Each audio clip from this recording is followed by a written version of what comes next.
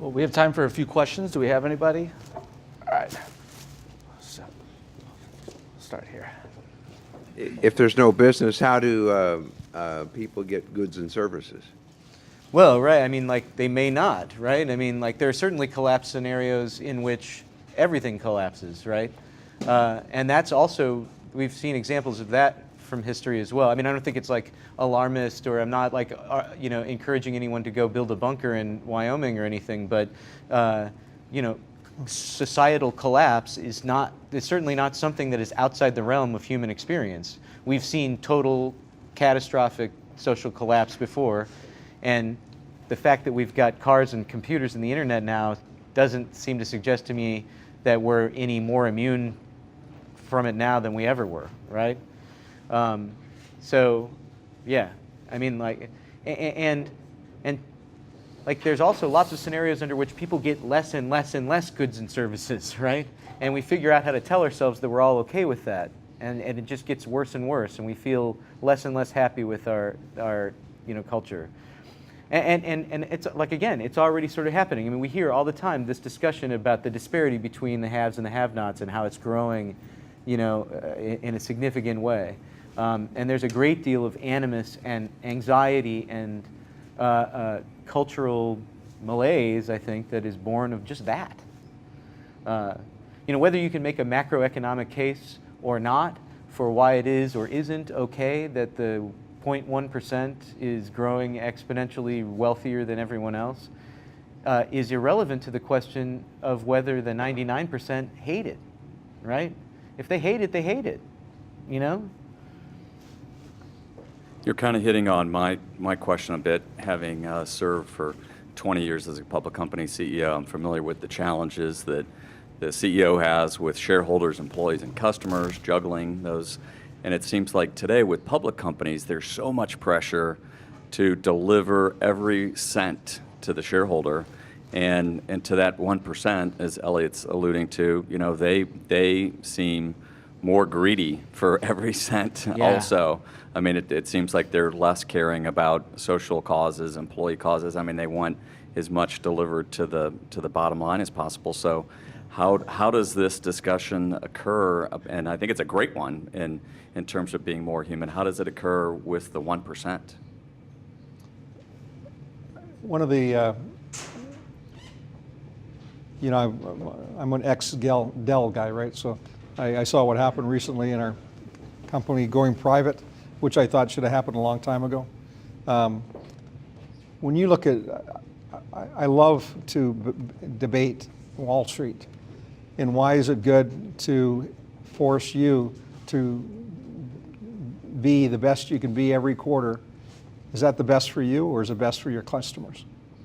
And so many times I've seen people where they had to, and I've been part of companies where we ask people to buy things in before they're ready, because we need the numbers, right? And I started to look at turnarounds, and I remember telling people, if you're actually selling this so that you can get a bonus to buy something new, you're fired. This has got to be in the best interest of your customer. And that's not what we deal with today.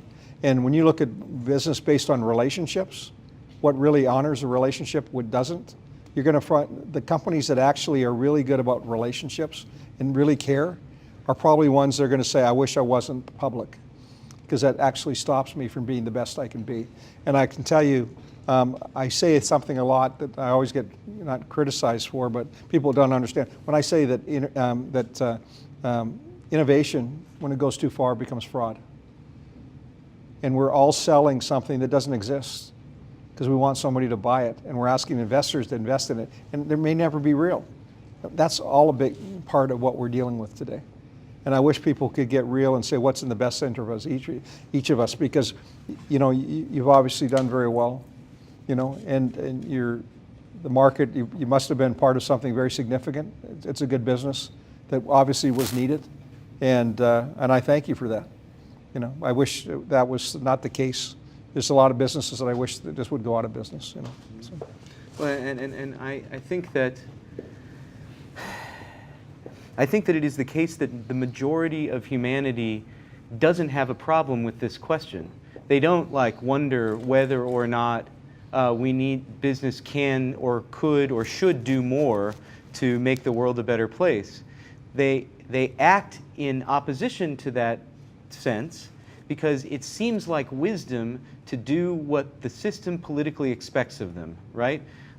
We work with people who are in sort of quasi-governmental organizations that we care about a great deal. Then we've seen all kinds of situations where the political milieu within their organization forces otherwise extraordinarily good people to call it wise to do things that they would never do in their personal lives, in their social interactions. I mean, I say in this quasi-governmental organization, but I've seen that in every organization, right? That as the politics, as the rules that govern the way the organization operates become more robust and grow over time, there is a greater sense on the part of the people who work within that organization that it is just wisdom to act in ways that are in contravention to their personal ethics and morals. So I don't know that it's just a given that people don't think we should be doing this, right? In fact, I suspect that the people who really think that we shouldn't be doing this are rather small in number. Could I ask you a question?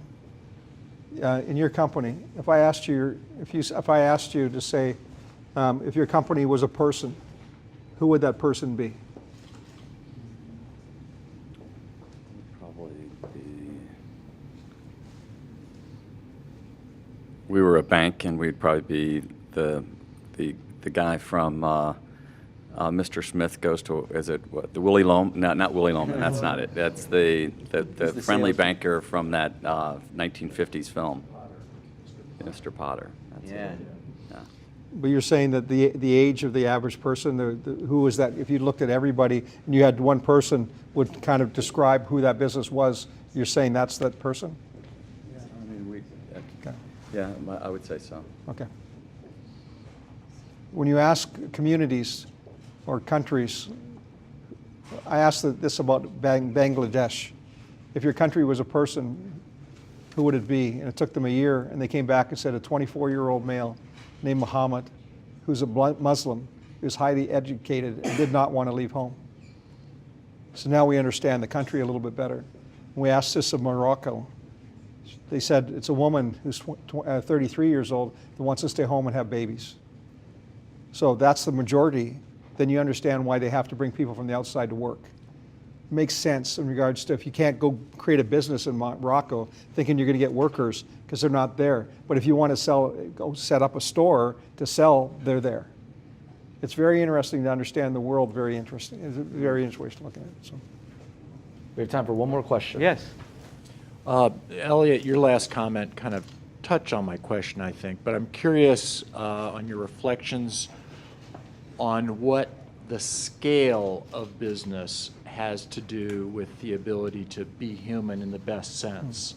And at what point do the managerial systems and controls and policies become difficult in the sense of the ability to be human? And so Right. just to comment on scale.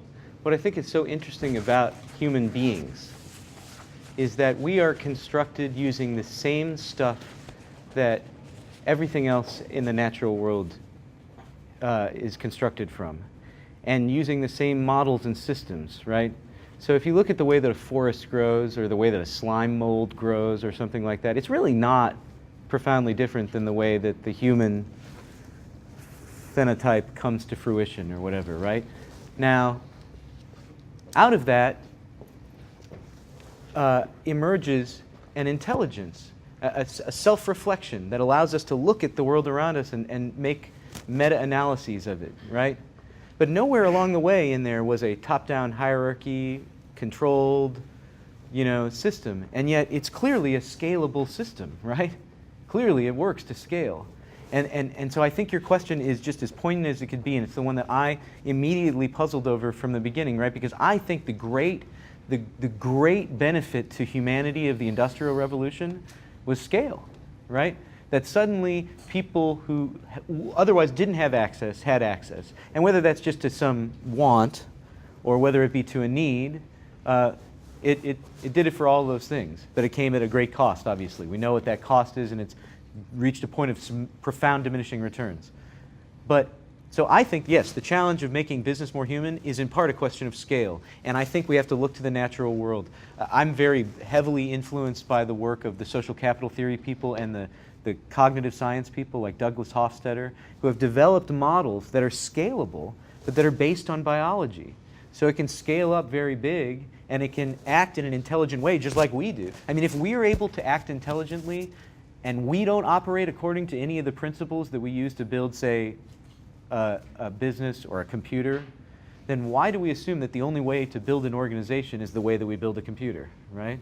I mean, obviously, we represent a model that is far superior and doesn't act like a computer. It's not top-down, it's not hierarchical, it doesn't, you know, it's not rigid, it's not, you know, controlling, it's not a panopticon, it's not all the things that all of the thinkers for the last 100 years have been complaining about, right? So let's look at ourselves. That's maybe the most poignant statement about this whole thing, this whole be human thing, is that when we say business be human, what we really mean is look at the way that humans are constructed and recapitulate that, you know? Make yourself in our own image. So that's the idea. I believe it's scalable. I believe that just like we are, we can build scalable organic systems. I don't disagree. I think what he's talking, it doesn't matter the size of the business. You know, I was very lucky in my life. Dave Thomas made a big difference in my life. And you look at what Dave created as an amazing human being. When I look at brands, I look at the people that started them. Dave Fuente, who started Office Depot, great man, right? So I saw in big business, these guys created everything that they wanted people to treat them like.